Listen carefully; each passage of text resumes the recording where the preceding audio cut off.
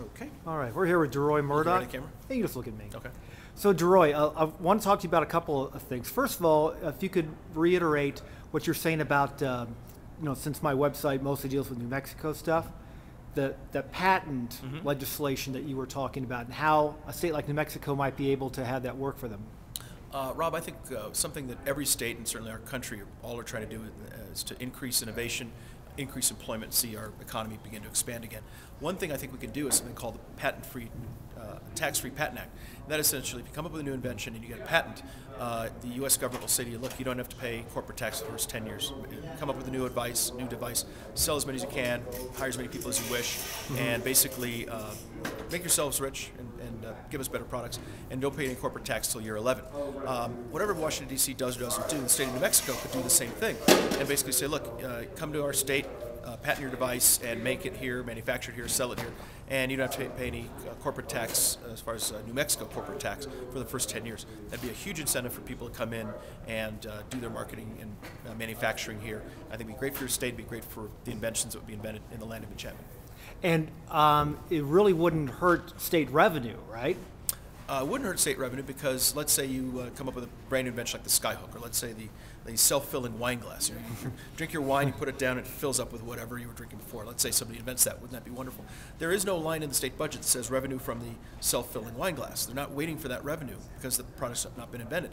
So this would not reduce any money coming into the Treasury. It would not increase the deficit because there is no line item expecting that money anyway. So this is basically a way for something that's not yet invented to be created, and for people to create jobs, create opportunity, bring new products to market, and there'd be no downside for the state treasury. I think there'd be an upside because you'd have people coming in, moving into the state. People who might be on unemployment will be working and making money, paying taxes now rather than receiving government benefits, so that would be a good thing for the treasury. But ultimately, this is a big step forward in the kind of thing I think should happen in New Mexico and the other 49 states, and at the federal level too. Okay, let's talk about something you mentioned about the problem in the Gulf, and you were saying that might cause an issue for smaller government people. How do you combat that? Yeah, I think that this awful and very depressing and very sincerely tragic footage we're seeing every day with the oil gusher coming out from 5,000 feet below, these beautiful pelicans and dolphins and oysters and all kinds of other wildlife being wiped out. People who are for big government are going to say, oh, you want deregulation kind of like BP with the oil spill. We're going to get hit over our heads for a generation with this, I think. What I would say to people like that is, look, this obviously is a massive disaster. There's no question about that. But if you want big government involvement, take a look at the government response so far. It's been pretty pathetic from what almost everybody left, middle, and right has been saying. It's been slow, it's been discoordinated. Just yesterday, the Coast Guard stopped a number of barges that were sucking up oil. They said, well, these barges might not be safe, so they shut down that operation for who knows how many days to inspect it. Governor Jindal of Louisiana has been begging for permission to put up these sand barriers to keep the oil from coming in. And he waited, I don't know how many weeks to get the EPA to approve them, at which point the oil came onto the beaches anyway. So if you're for big government, look how the government has responded so far. I would say one thing to think about is maybe we should put less emphasis on offshore oil drilling, more on onshore oil drilling, and continue to drill offshore for natural gas. Because if you have a natural gas spill, it just goes straight up. It doesn't bother anybody.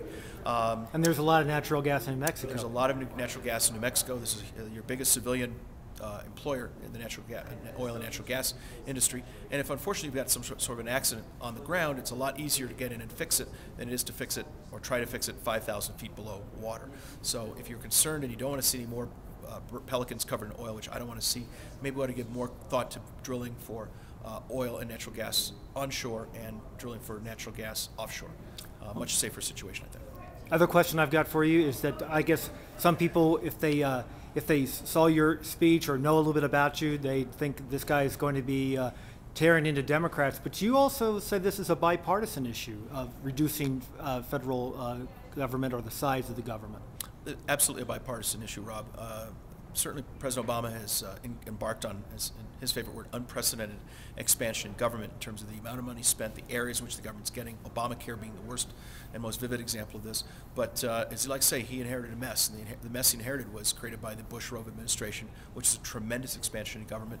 The budget increased about 83% under George W. Bush. His people will say, well, we had the war in Iraq, war in Afghanistan, we had Hurricane Katrina, Homeland Defense. You subtract all that stuff, and spending went up about 70%.